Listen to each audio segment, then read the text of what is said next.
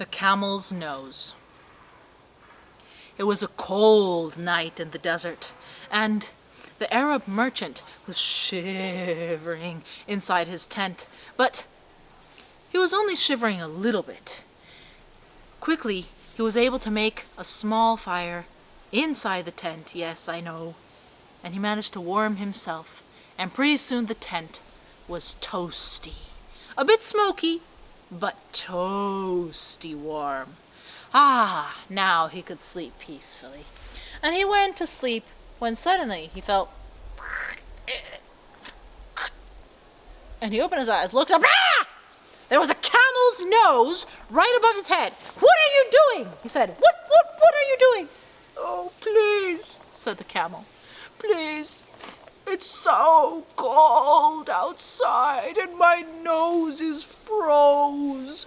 There was this little hole in the tent. Please just let me put my nose in here and warm it up. It's so warm, please." "No, get out, go back. You're a camel. You can handle desert nice. You're built for that. I need the fire and I need the tent because I'm a human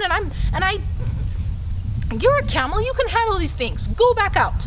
"Oh, please, it's so warm and toasty. Just my nose, just the little tip of my nose. Nothing else. It's not hurting you at all." And finally, the merchant said, "Hi, all right, but just your nose." And went back to sleep. And the wind howled outside. And just a few minutes later, he heard as his tent ripped open, and the camel stuck his whole head inside. "What are you doing? What are you doing?" And the camel was already drooling green drool right onto the merchant's face. "Ew, ew, ew! What? You said it was just your nose. Get back out. Go. Shoot, you're a camel. You're built for this. You can handle the cold. You ruined my tent. You ruined my tent."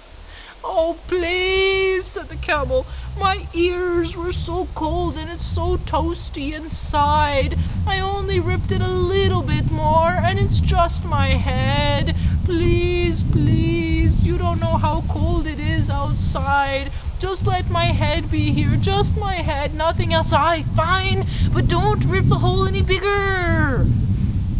And he went back to sleep. A few minutes later,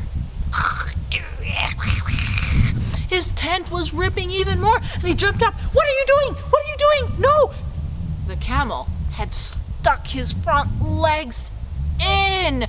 "Oh, but my legs are so cold and everything. Please, it's just a little bit, just half of me. Just half of me.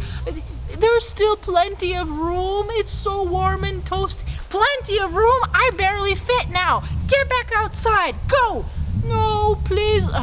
"Fine," said the merchant. "Fine, okay, but no more." And the merchant sat down in a corner because he barely fit.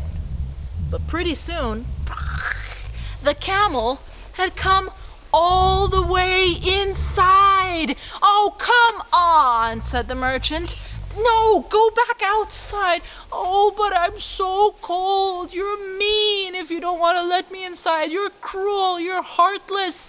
"That's not true," said the merchant. "I've always been kind to you. I've always been nice to my camels. I treat all of them really well. But I can't let this, there's no room for me, and no."